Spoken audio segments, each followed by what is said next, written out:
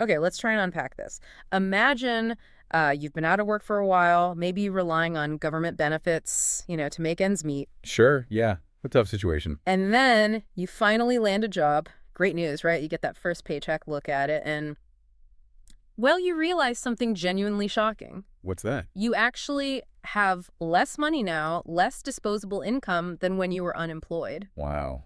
Yeah, that's tough. It's incredibly demoralizing. And that situation, it actually has a name. It's called the welfare trap. Right. It's this strange paradox where the system designed to help you kind of ends up holding you back. Exactly. And it's just one example of these broader things economists call poverty traps. hmm These cycles that can keep people, even families, stuck in poverty for, well, sometimes generations. So in this deep dive, we're going to look at how this specific trap, the welfare trap, really works. And importantly, what some of the sources we've looked at suggest as potential solutions. Yeah, and it's fascinating because, as our sources point out, the trap often stems directly from the policies meant to fight poverty.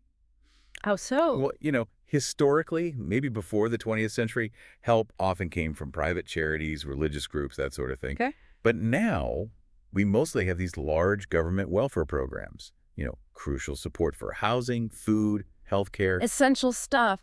But here's the catch, right?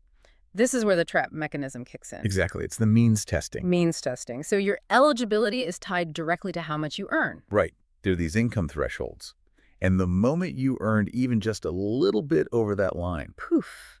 The benefits can disappear, like falling off a cliff. precisely, you lose maybe housing support, food stamps, childcare subsidies, all at once. And maybe you're not even earning that much more. Plus, now you've got new costs, right? Like getting to work, maybe childcare if that wasn't covered. Absolutely. Right. So you do the math, and suddenly working means less actual money in your pocket. Which, from a purely rational point of view, well, it doesn't compute, does it? If working leaves you worse off financially, the incentive just isn't there. That's exactly what the standard economic models, the ones based on this rational actor idea, predict. The idea that people generally make choices to maximize their own benefit? Yes.